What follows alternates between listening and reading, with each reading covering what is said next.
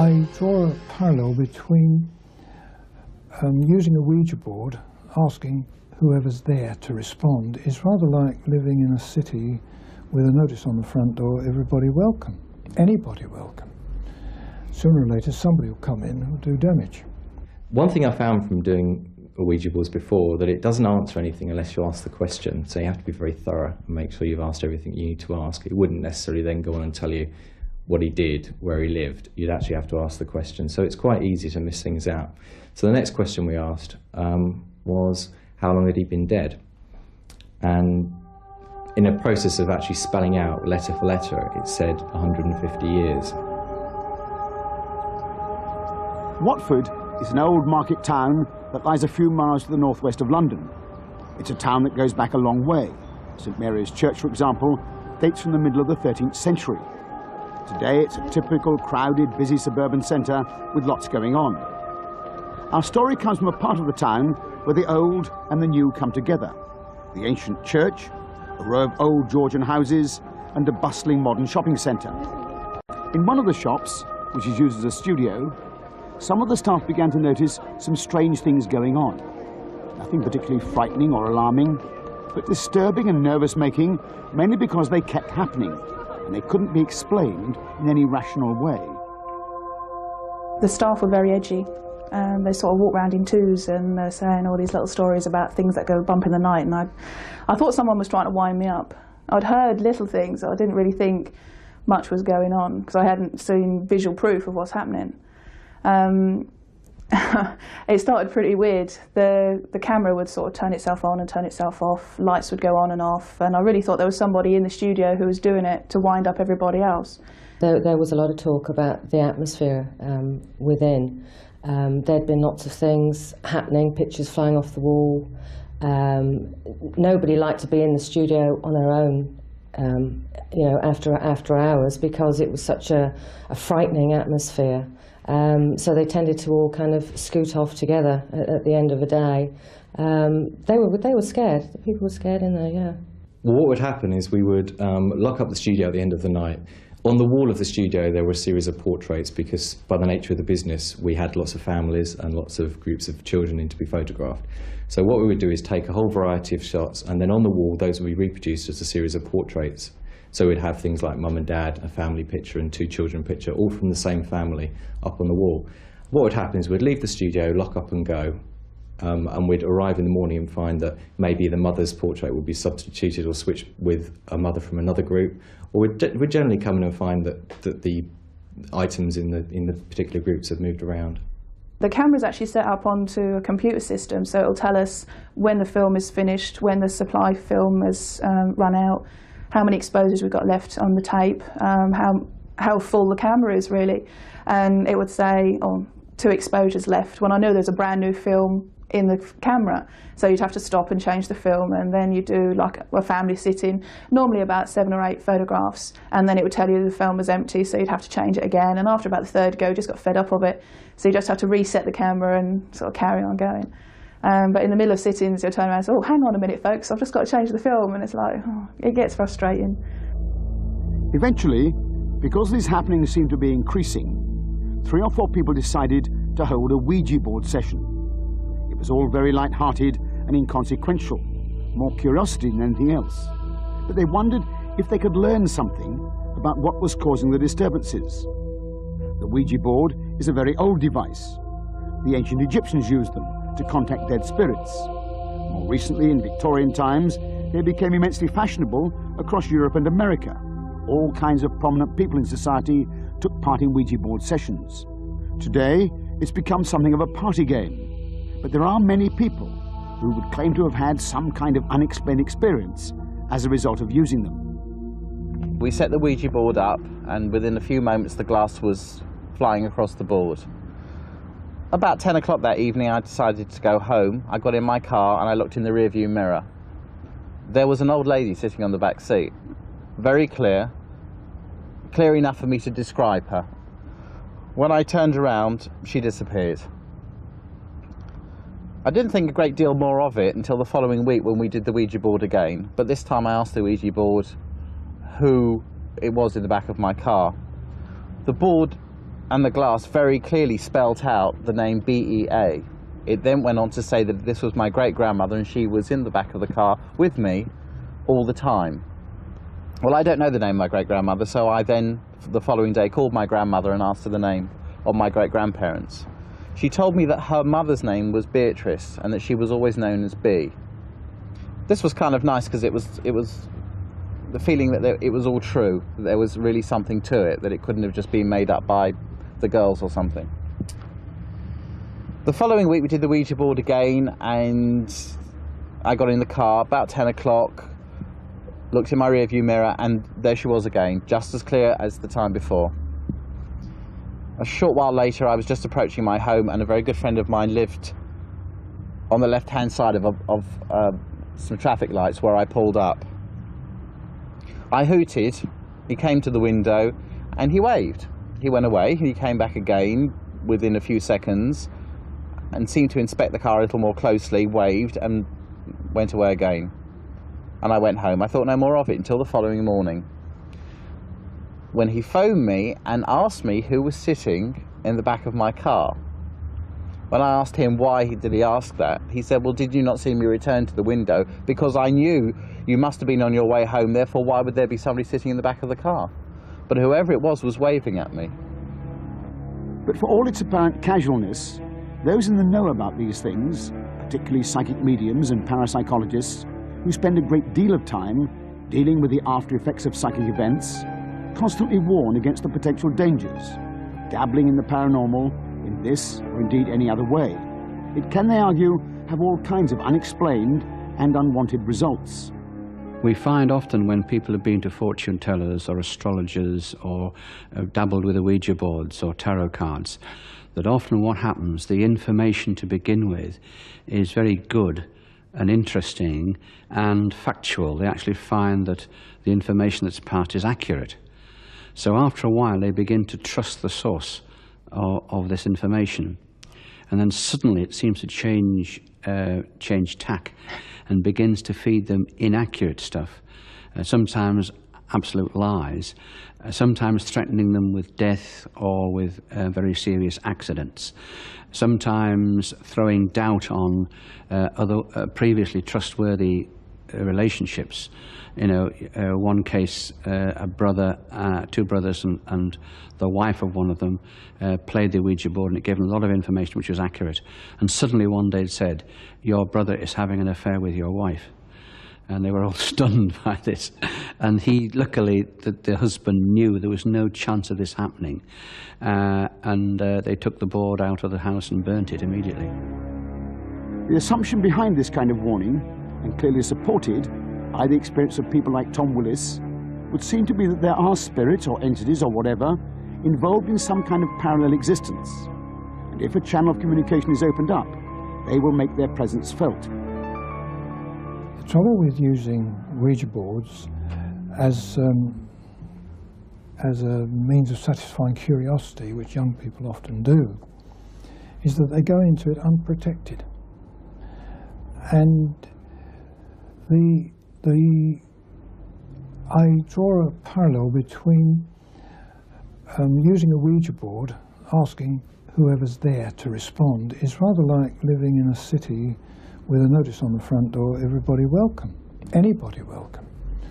Sooner or later somebody will come in who will do damage.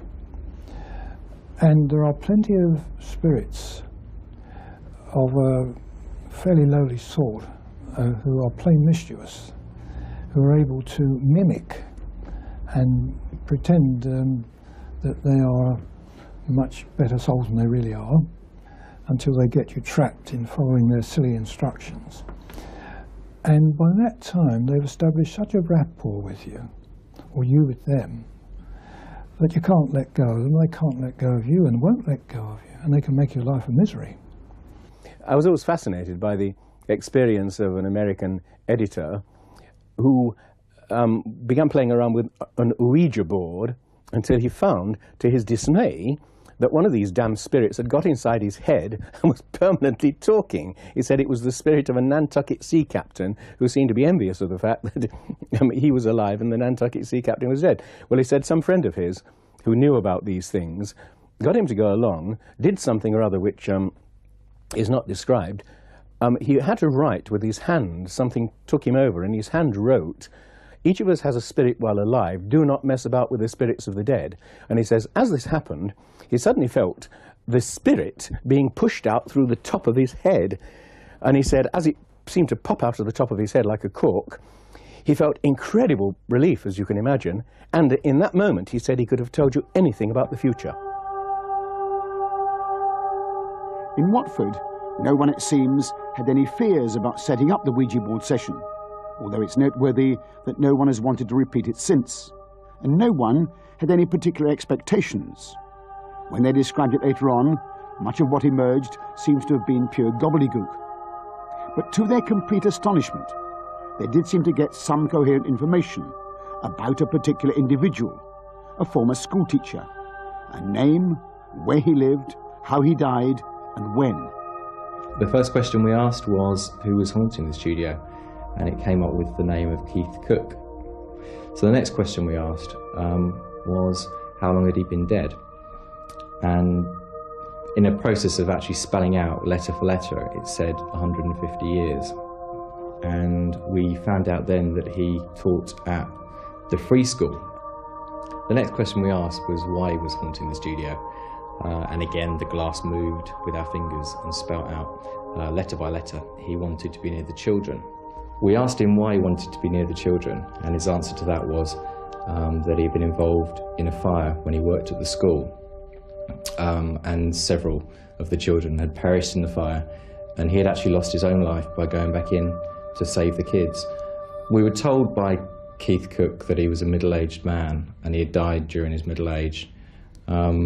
He also mentioned that in addition to working at the school, he had also worked at the workhouse, which was situated adjacently, and he actually resided at the workhouse.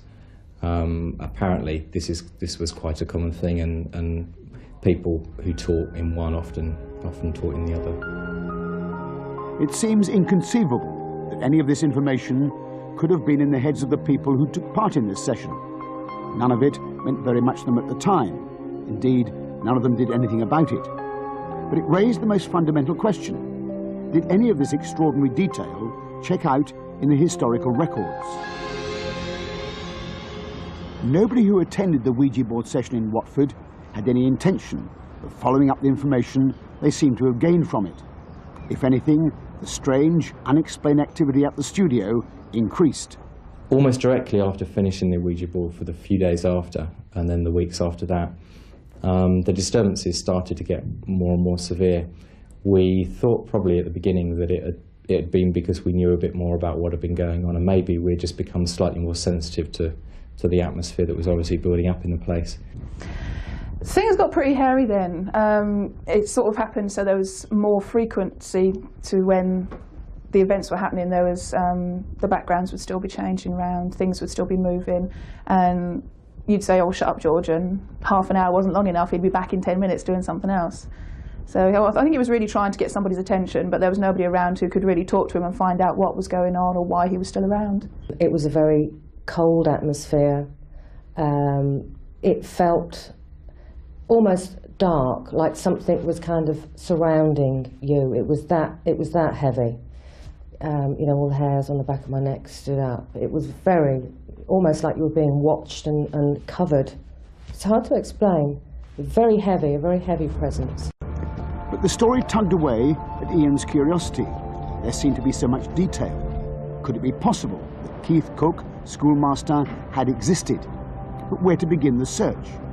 Watford is a big place, with dozens of old schools. But then one day, over a year later, passing a converted office just round the corner, he happened to glance up, and his eye was drawn to a plaque on the wall. It contained the words, "Free School." Something clicked in his brain. That was how it had come out at the session. It launched Ian on a search that became an obsession. The school, he learned, had been founded as a bequest in 1709. There's an office building which is actually inside the old free school building, and on the outside of the free school there's a plaque which makes reference to the history of the building. There is quite a bit of information written about the school. It had been the first school in the Hertfordshire area for the education of young children who couldn't afford to be educated privately. The lady who actually started the school and arranged for the building had set aside an amount of money in her will to ensure the school had always remained as a school building. But there was nothing in all that long history that mentioned a master called Keith Cook. Although when we looked into it, there has been a continuous record of minor paranormal activity at the school.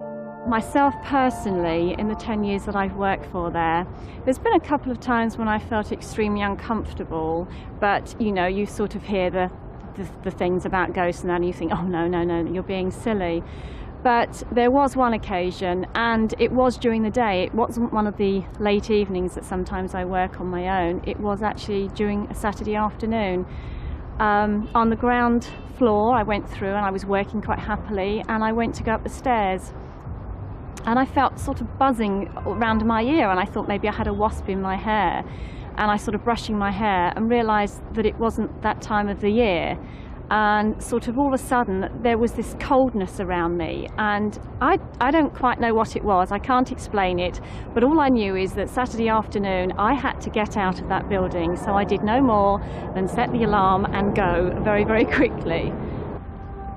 So where to turn to pick up the thread of Keith Cook? Right next to the schoolhouse, there was a row of almshouses, or houses built for the poor, that have been there since 1721. Could they possibly have been related to the workhouse, where the spirit or entity had described himself as living 150 years ago? As it happens, the very first national census in this country was carried out just over 150 years ago, in 1841. Ian set out to check the census records for Watford for that date, a task that proved much easier to say than to do. It was very difficult indeed to locate the right piece of microfiche, but when it came, the result proved to be astounding. I went to the Watford Library and looked through the rolls of microfilm they keep there for the census, and the first census they hold there is for 1841. After several hours, 2 or 3 hours of looking through, and with assistance from the librarians, we found a listing for the Watford Workhouse, and a master was listed there by the name of Keith Cook. The fact of the 1841 census was an extraordinary coincidence. It proved beyond the shadow of doubt the reality of the information that had been revealed at the Ouija board session. There had been a Keith Cook. He was a schoolmaster. He had lived in the workhouses 150 odd years ago. When Ian checked the records for 1851, Keith Cook was no longer there. So how had he died? Where was the fire? When he went back to the school records, they showed that there was a strange gap in its activities between 1841 and 1842, almost as if it had closed down, but no reason was given. Then Ian discovered that it had in fact been rebuilt in 1842. Why would a school need to be rebuilt? Could this have been the fire that the spirit or the entity had referred to? The Watford fire records didn't go back beyond 1868, so they didn't help. But it looked as if, by some strange quirk of fate, Keith Cook had lived just long enough to be captured by the 1841 census, and then had died in a fire at the school just a few months later, trying to save the children. I established the building had been rebuilt in 1842 because there's a reference to it in a reference book that's held in the Watford Library that says in 1842 the free school was built. All references prior to that were during the 1700s, which would obviously have been the previous school. I can find no other explanation as to why the school would have been rebuilt with no detailed records kept other than there was a fire. When we finally found out Keith Cook had indeed existed, I was amazed. After a period of several hours sitting in the library, it was amazing to find out that that person had existed. Until then, it was probably a period of 2 or 3 years when we had known the name, but until I actually looked into the background of the story and found him, it was an amazing feeling to know that he existed. And gradually, other areas of the story began to slot into place. The story of Keith Cook, Victorian schoolmaster, is undoubtedly an extraordinary one. From the sheer difficulty we experienced in putting together the details of this man's life, it's quite clear that none of the people who attended that single casual session in Watford could have had prior knowledge of his existence. The information that came across was quite remarkable in its detail. The name, the age, where he lived, how he died, even the kind of school he taught at. The fundamental question, of course, is where did it come from? How is it possible that a man who died 150 years ago was able to communicate information about himself to a modern audience? It's a question that lies way beyond the bounds of conventional science. Like so many other stories in this series, it raises the most profound questions about what happens to the human mind after death. Sometimes I think the death is so sudden, occasionally some soul refuses to believe it's dead and is invisible and nobody's taking any notice of it, and it's in a permanent nightmare and is trying to say to people, look, I'm here, I'm here. Do objects fly about like that? You know, and tries first of all to say, look, I am here. Do you realize you're not alone? Now you realize something's here. Now I'll try and let you know who I am. One of the many puzzling things is that the capacity of these entities to transmit information, if only in order to prove who they are and that they have survived, varies enormously. In some cases it can be extraordinarily detailed, very specific in such a way as to provide veridical evidence, i.e. evidence which is not known to or apparent to any of the people on this side, not at any rate until sometime later the evidence is checked and found to be accurate. That's the sort of thing for which there is a great deal of actual evidence which doesn't admit of any denying. To make sense of it, we have to step outside the materialist, reductionist idea of what a human being is. A very complicated electrochemical, physical mechanism with the mind and the personality seated in the brain's operations, and that when the brain dies and is destroyed, then that is the end of it. If those cases of apparitions, of information given that was not in any person, any living person's mind, are authentic, then it would appear that there is a part of a human being that can operate independent of time and space. I'm sure of that, and may even be able to operate independent of mortality.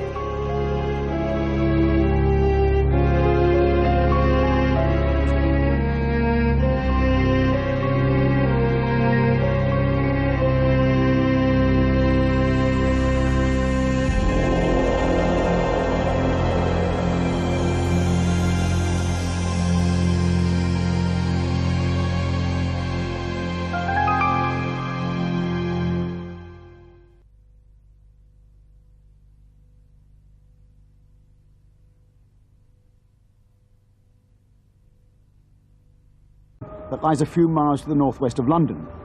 It's a town that goes back a long way. St Mary's Church, for example, dates from the middle of the 13th century. Today it's a typical crowded, busy suburban centre with lots going on.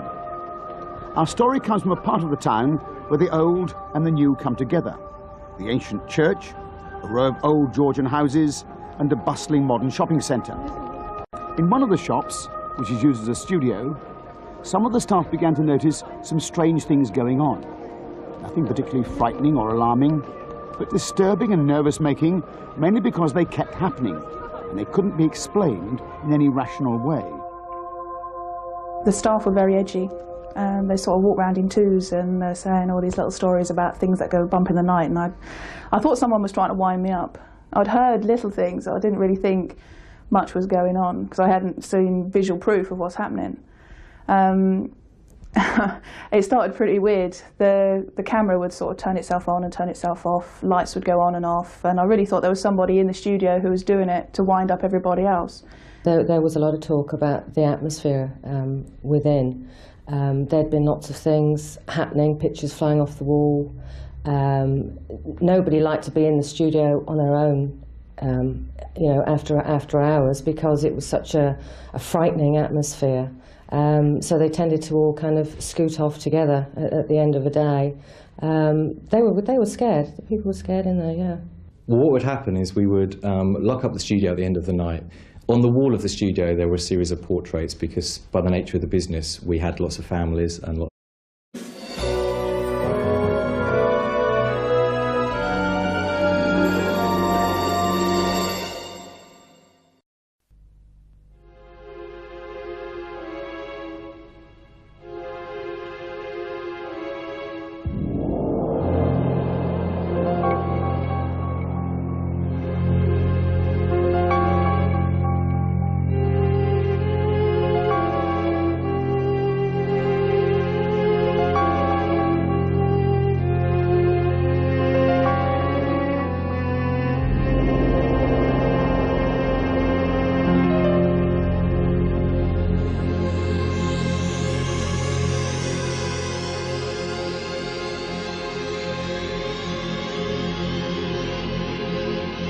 lots of groups of children in to be photographed.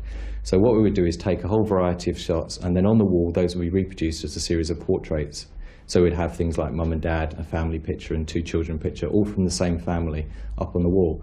What would happen is we'd leave the studio, lock up and go, and we'd arrive in the morning and find that maybe the mother's portrait would be substituted or switched with a mother from another group, or we'd generally come in and find that the items in the particular groups have moved around. The camera's actually set up onto a computer system, so it'll tell us when the film is finished, when the supply film has run out, how many exposures we've got left on the tape, how full the camera is really. And it would say, oh, 2 exposures left, when I know there's a brand new film in the camera. So you'd have to stop and change the film, and then you do like a family. I draw a parallel between using a Ouija board, asking whoever's there to respond, is rather like living in a city with a notice on the front door, everybody welcome, anybody welcome. Sooner or later somebody will come in and will do damage. One thing I found from doing Ouija boards before, that it doesn't answer anything unless you ask the question, so you have to be very thorough and make sure you've asked everything you need to ask. It wouldn't necessarily then go on and tell you what he did, where he lived. You'd actually have to ask the question, so it's quite easy to miss things out. So the next question we asked was, how long had he been dead? And in a process of actually spelling out letter for letter, it said 150 years.